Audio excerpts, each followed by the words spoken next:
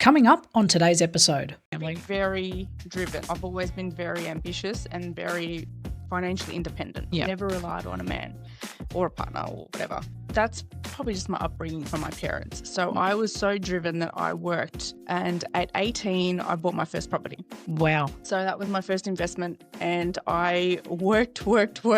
Yeah. And at the same time, I saved my money and I went to university, and my goal was to just get through my double degree and have something for myself where I never had to rely on anyone.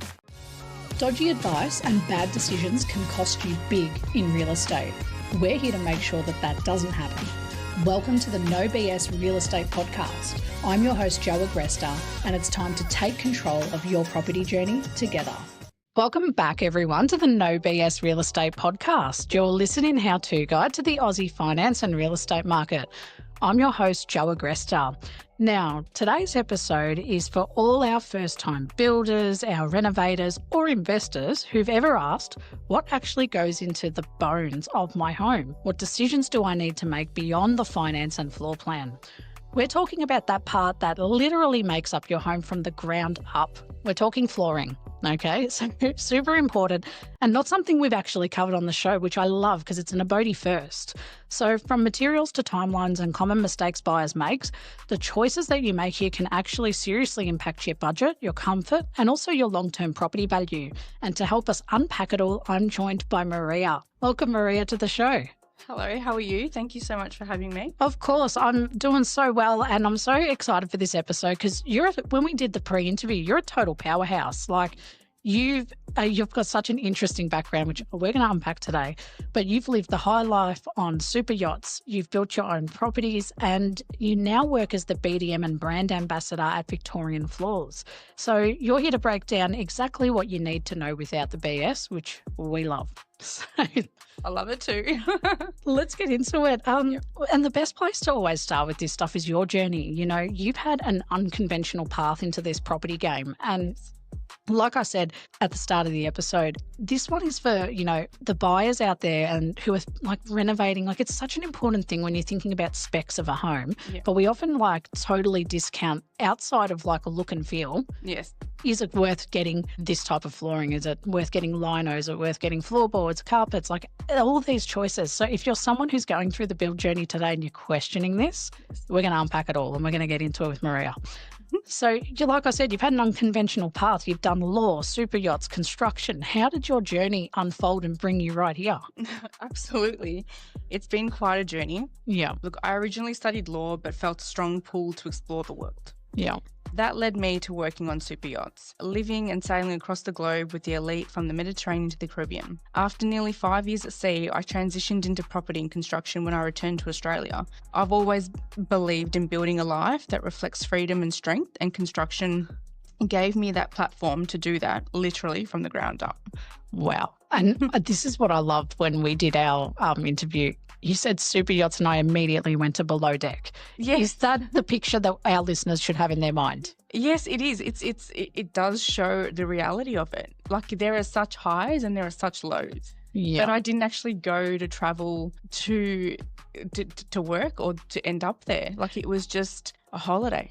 And then I was approached. I was literally in Budapest having a drink at a bar, and this beautiful girl came over and she's like, "Oh, hi." And I was like, "Oh," we started talking. And before you knew it, she's like, "Who are you with?" And I said, "I'm just traveling alone, just exploring the world." I just finished university. Right. So the whole plan for Europe, I'm European, but the whole plan was to just go and, I graduated and I'd been studying all my life. So this was just a journey just to relax, travel, and then come back home and then start working in law. Yeah. And before you knew it, I was approached and captain gave me his business card. I had no idea he was the captain. That's even better. I didn't even know that I was actually sitting with the crew. Everyone was just casual, and I just thought it was just a bunch of friends getting together at the bar. And before you knew it, he gave me his card and he said, "Oh, if you're ever interested in coming to work with me on the super yacht, email me." And I'm like, didn't even really think about at that time. I'm like, I didn't think about, I'd end up on a boat or a super yacht. What super yachts do we have here in Dockland? The Grand Carnival. And so that's how it all, and I didn't actually take much notice. I just continued my travels for a month or two. Nice. And then before you knew it, I got to Barcelona and I saw some crew out on in Port Val. And I just couldn't, I was like, my mouth was just jaw dropping. I couldn't believe it. Like, these are like 200-meter super yachts. And I said, oh my goodness, this is what he was talking about. I need to email him. And before you knew it, 2 months later, I was based in Monaco and started my journey. That's amazing. I thoroughly love that story because, fast forward, you've gone and lived this exciting life, like from actually getting your degree, not then entering back into law, going on holiday, going into super. I love it. It's so spontaneous. What brought you back down to Melbourne and how did you get this opportunity with Victorian Floors? Like, what drew you back? Oh, love. Would you believe it? I love that. That's another story. we need a whole real estate after dark with a wine. Yeah. Yeah. Look, I actually thought that, so how it works with the super yachts is it's by season. So it's usually 6 months, a few months at a time. You basically follow the sun. So when they said, oh, look, come to the Caribbean, it was for 6 months. I said, yeah, wonderful. I'd love to go to the Caribbean. There's the Bahamas, we sailed through the Zoomers. It was just out of uni, fresh, and I was just so happy to just take me away. Take me away. I'm happy to just explore. And I'll come back and have, my real life when I get back to Melbourne. But before you knew it, I progressed so well and I couldn't believe how much I actually achieved. I was looking at getting property there, with the Cayman Islands and captains. Like, I networked with so many amazing people, and it was with celebrities. I was on Roberto Cavalli's super yacht. Oh wow! There was Paris Hilton, Kylie Minogue. So it was like I can name a few. Like there was Nicolas Cage and Justin Bieber. This was a few years ago. Damn. So I've attended a beautiful parties. That was Victoria's Secret super yacht party up in Monaco. So I can go on and on and on, but after 5 years, close to 5 years, I thought, okay, it's time. I'm going to hit 30s. Yeah. I need to just, come back down to reality and settle down. I should use my degree that I studied so hard for, and really focus. And I wanted to be a mother. Of course. And so I thought I'd marry my best friend. Yeah. And we'd have children and take it from there. So that's why I came home. Right. That didn't really eventuate the way I'd planned either, but it is what it is. So that's how it all started. And then I thought, well, okay, I'll use my degree and I'll get into contract law and get into the construction industry. Yeah. Because I wanted to do contracts for the minings. Yeah, right. The mines at that time. But there was the boom.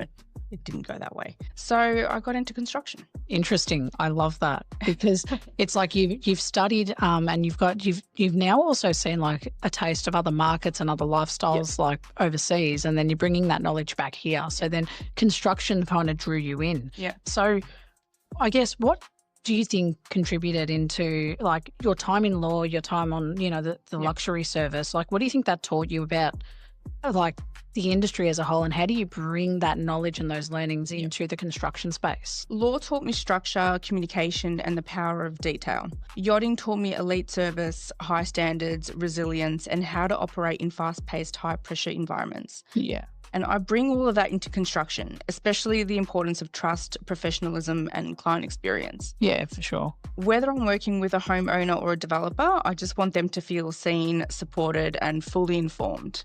Yeah, and that how important is that? Like, because explain to me like your day-to-day operations, because you're the BDM at Vic Flooring. So, do you deal a lot with the clients? I'm assuming, or is it more the contractors, or do you bring both worlds together? So I work closely with the general manager and the operations manager.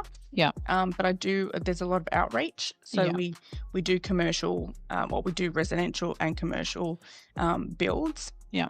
So it's constantly with builders, or it could just be with, the average homeowner walk through and they're like, oh, I need to see your showroom. Oh, what do you have? There's an engineered solid timber, parpentry, like whatever they want. So, on the side, I do the floor plans, I'm doing the measurements, I'm doing the quoting. Like I help wherever I can, and I never say no. Wow. So it's like you're very spread out. So, and it's cool because it would give you a lot of depth. Like then when you do talk to a customer, you've got a wealth of knowledge behind you because you're involved so much in the process. Yep. So when did you first get involved in property, and what made you want to stay in it long term?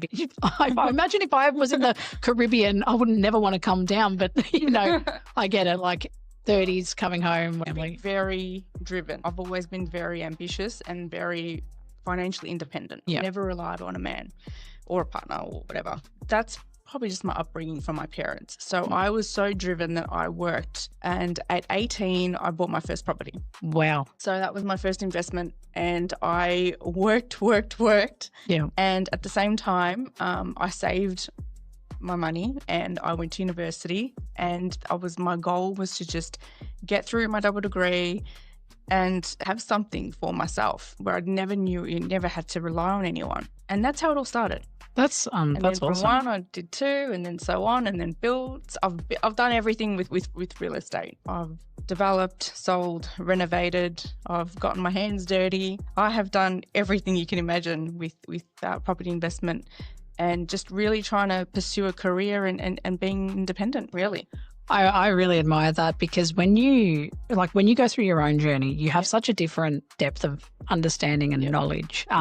So when you're dealing with clients or when you're dealing with customers, you're able to relate a lot easier to actually guide them, because you've also gone through the highs and lows and gone, here's what I learned about this. Yeah. So I want to delve a little bit deeper into your experience about building and selling your own homes. Like, can you tell us about that experience? Like, how did it go? Was it a good experience, bad experience? What did you learn? Building my own homes taught me everything: budgeting, materials, and timelines, even the emotional roller coaster. I made some bold design choices and I had to learn through trial and error. Look, but every build gave me more knowledge and more insight into how to guide others along my journey as well. Yeah. It's why I love mentoring first-time builders and investors today, because I've lived it, I've been through it, I have learned from mistakes, but yet I've also benefited with some happy celebrations, put it that way.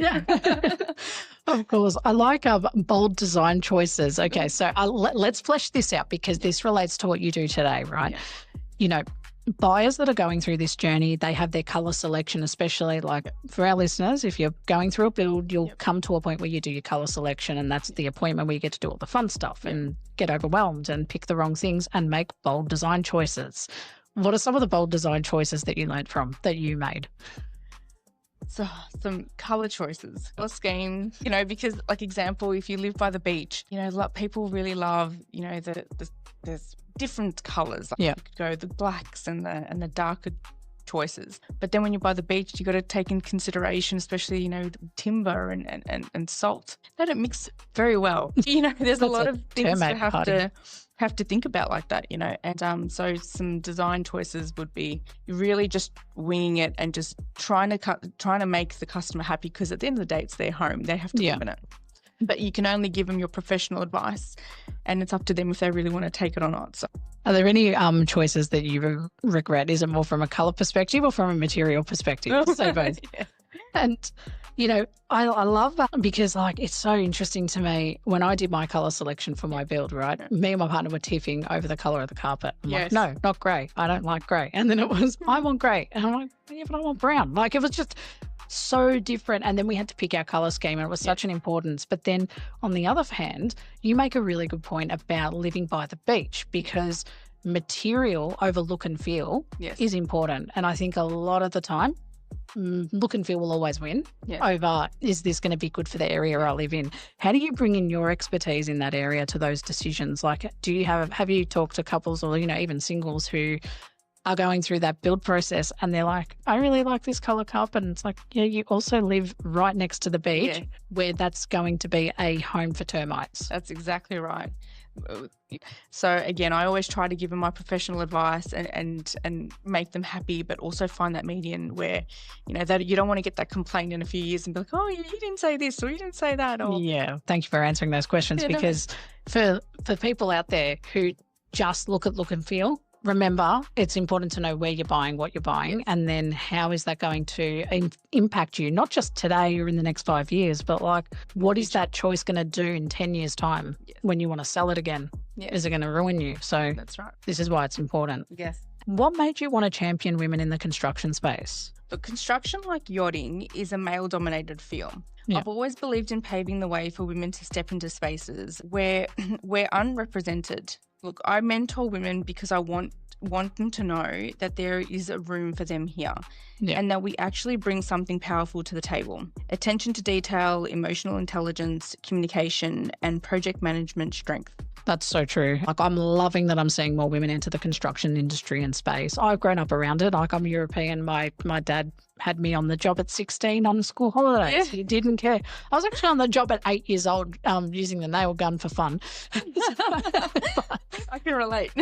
Yeah, I was like, strong Italian background. Yeah, it's like gender's not a thing. It's, No, you want to come on the job, you're doing nothing, you're coming on the job. Yeah.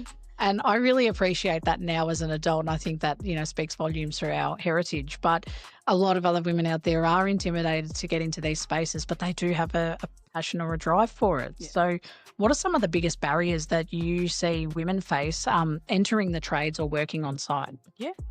Perception is a big one. People still assume that you need brute strength rather than intelligence, discipline, and teamwork. There's also a confidence gap, not necessarily a skills gap. So many women I work with are more than capable. They just need that opportunity and belief that they can actually do it.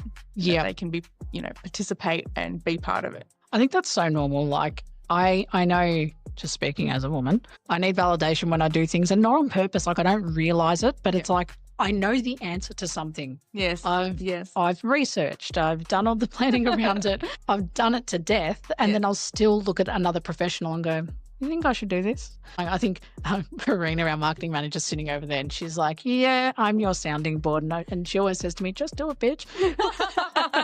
She's my cheerleader. She's like, why are you even questioning it? Go. We all need that cheerleader in life. Exactly. And I guess, like, it brings me to the next point. How do you personally mentor and support women trying to enter this industry, like from that very beginning part? I share my journey openly through speaking engagements, panels, and one-on-one support. Whether it's helping women join the yachting industry or step into construction, I guide them with practical tools, real talk, and connection to the right people. I also work with organisations like Dress for Success, which empower women towards economic independence. But another big one is also the Channel 31 Global Women Peace Foundation. Yes, I actually attended one of their events. They're awesome. Thank you. Well, I'm actually a brand ambassador for them. Oh. Yeah, and a gold partner. So I was just, we aired actually last night on TV. Amazing. I'm going to have to check it out. Good on you. I love this. And to wrap up just this portion, like I said, I really like to bring to light these things in episodes. If someone's doing something great in the community or for, other kind of like underrepresented parties or whatever, I want to bring it to light. What do you wish more women knew about getting started in construction or property? Yep. That they don't need to have a trades background to make an impact. There are roles in sales, design, development, and project management that are perfect for women. You just need courage, education, and someone in your corner to help you start. And that's what I try to do on a daily basis. That's awesome. And do you find that you're working with a lot of women now that are trying to break into the space? Yes, I do. And the nice thing is also to see them transition from when they start to then a few months down the track when they have really toughened up. Yeah. Their skin has definitely hardened. Solid cups of concrete. Yes. Probably literally right before you put the carpet on. Yeah. They come in and, they're a bit nervous and a bit scared and shy and, they need that validation. But then I think once you've dealt with it and you realise, like, especially tradies, they don't mean bad. They don't mean anything. No. It's just pressure. It's just being on site. There's so many moving factors. There could be cranes or trucks or, there's so many moving parts that you just never take anything personal. Yeah. And that, I think, is where a lot of girls, have to just blossom through it all. Very well put. I appreciate you sharing that insight. And we're gonna change gears and we're going to go back into Flooring 101 for first-time buyers. And this is what this show's all about. So for someone building or renovating their first home, where should they start when choosing flooring? Start with your lifestyle and long-term goals. What I mean with that is, are you planning to rent the property, or are you planning to short-term or long-term? Do they have kids or do they have pets? Is it a high-traffic area? Once you're clear on that, then, you think about durability and your budget, then the aesthetics. So flooring is a foundational decision. So it's good to get advice early. But they're the factors that you should start with is, what are my intentions? What are my plans? Do I have kids, pets?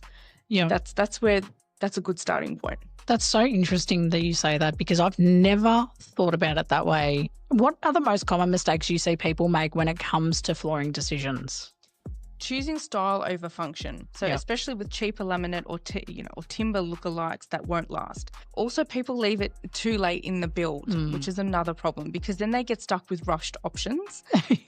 Flooring needs to be factored in early, ideally by framing stage, so the rest of your finishes that can then follow. So, and then that's when they can align together. So yeah, that makes sense. So then where do your clients sort of come in from? Are they coming from other builders who are sending their clients to, flooring? We work with architects, investors, developers, builders. They're the majority of them. But then we also have the retail, the retail side of things too. So usually, when you're working with the bigger companies, the commercial companies, they send you tenders, and it's you've got that rapport along the line. So when you're good with them, they're good to you. Yeah, makes sense. And do you get many customers that, I guess, who are doing their renovation, right? So they're going through a reno and they're like, oh, what flooring should I do? Yes. Do you get a lot of that? Yes, very indecisive. They walk in, I have no idea what I want.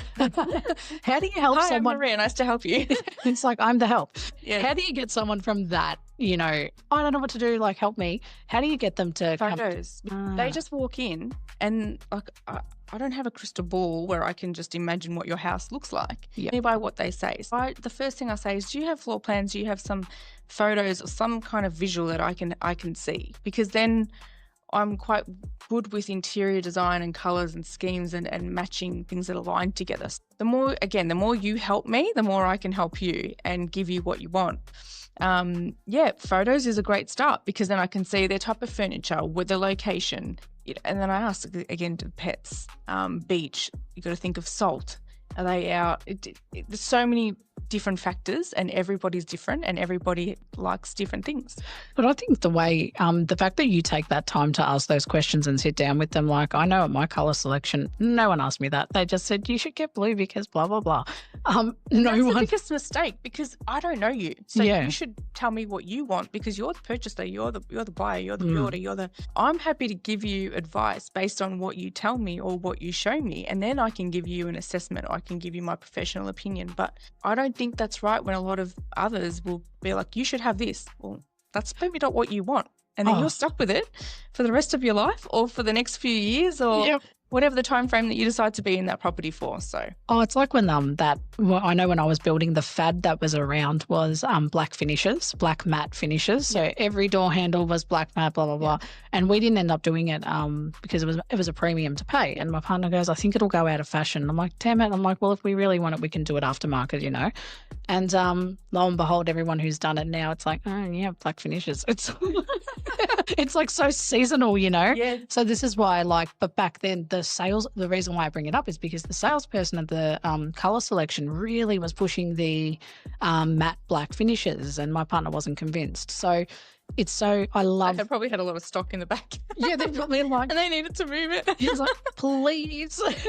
No, that's true. It's you've got to. I always just try and say, make sure before you go ahead, just make sure it's what you want, how you envision it. Because at the end of the day, it's your home. It's what you want. It's your build. It's up to you. Yeah, and you take so much care. Like, I love your approach to it, because some people just go, it's just flooring, doesn't matter. But no, it's part of the home. It's important. It's just as important as, the finishes you put in the home. Like, absolutely. Not just look and feel for resale and what someone's going to think, but is it going to last? Exactly. That's important. It's a key question. Exactly. And it brings me to my next one, right? It's, how can flooring impact resale value or rental appeal?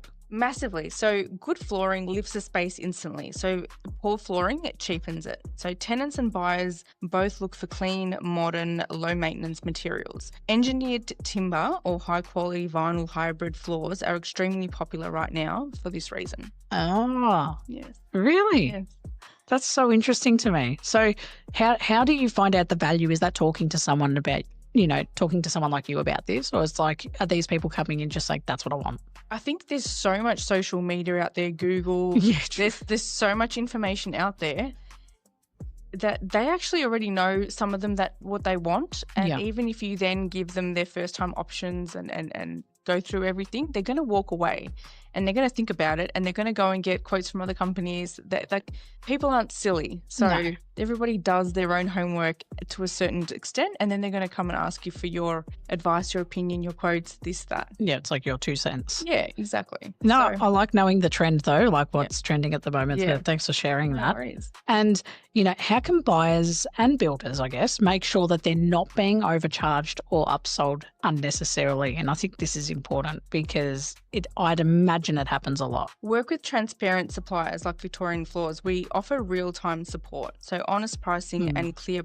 product education. Ask questions, get multiple quotes, and always request samples, because samples is a big thing, because then you can actually visualize what the place is going to be with that actual board that you've chosen. Yeah, true. So samples, I always, it's like you undervalue that sample. I remember getting all those colour swots. Oh, yes. I loved a colour swat. My partner ordered them and got them mailed to her house. That's how excited she was with a colour swat, and we did a lot of this, a lot of that. Sometimes I want just a whole tile though. It's like I would love to just walk away and go, can you just give me like one little square, put that down on the carpet? But no. It just helps. It just helps overall. The samples are great, and it just helps you and make the right decision and see the actual colour. Yeah, so I guess it's that transparency. Is there, working with the right supplier, you would say, is probably the way you you do your research. Yes. Yeah, makes sense. When would you say in the building timeline should flooring choices be locked in? I think you said by frame stage. Yeah, look, ideally during the early selection phase, so just after framing and before plaster. Yeah. That way builders can allow for expansion gaps, transitions and finishes. So late decisions create delays and compromise your vision. Maria, this has been so insightful. I love unpacking different things on this show, and you really opened up my mind to much more. Like my next build, I will be thinking of this conversation. One thing I wanted to ask is, what does Vic Floors do differently from other providers in the market?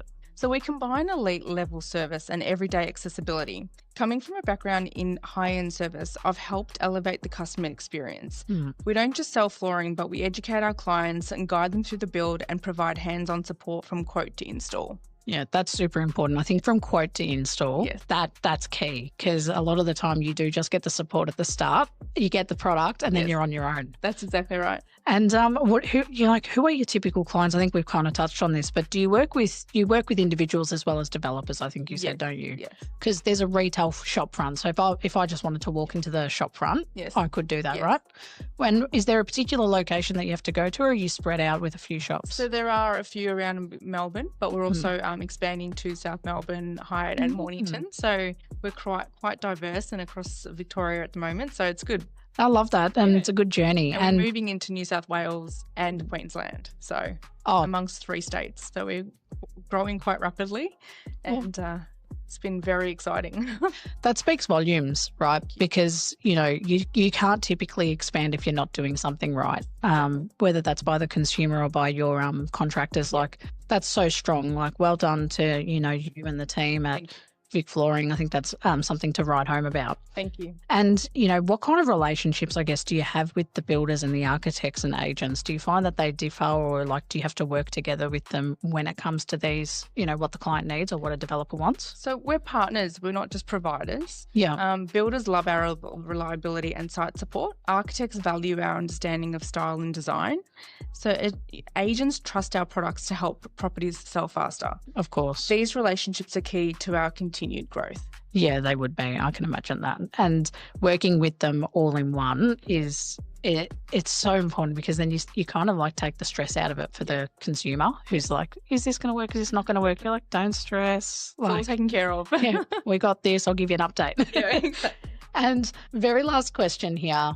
I just wanted to wrap up. Again, Maria, thank you so much for being here. My pleasure. You mentioned your expansion plans for, Vic Floors and what's next. And, so when do you foresee opening up? Can you give us any behind the scenes into these other states? We're at the moment just negotiating a contract for another store in Bayside. Oh. So that will be my little baby. I love that. Good job. Thank you. So that's all I can say for the moment for that. And this is where the law degree comes in handy. When you know when not to comment.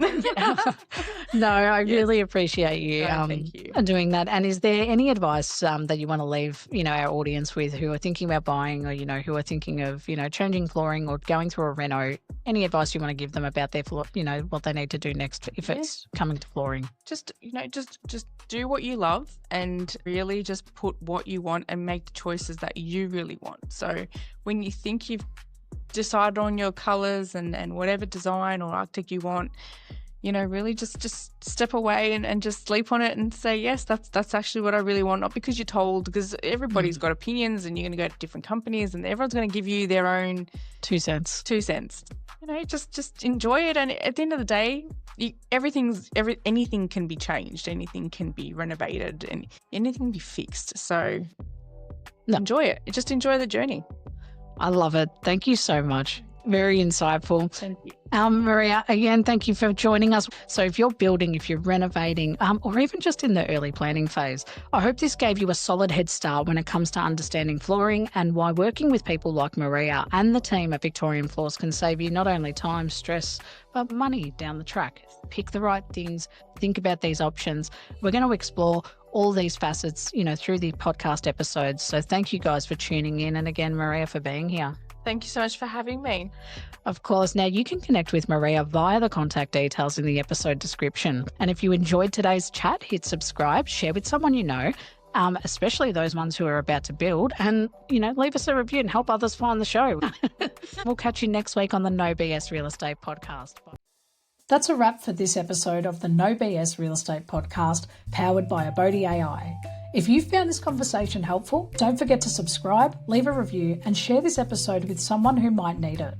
If you're looking for more guidance on your home buying journey, you can visit www.abodey.com.au for expert advice, property insights, and the tools you need to find the right home with confidence. If you're already on your journey, you can also download our app. Just search Abodey AI on the App Store or Google Play. Have any questions or want to connect, you can follow us on Instagram at abodey.com.au or send us a message. We'd love to hear from you. Thanks for tuning in, and we'll catch you in the next episode.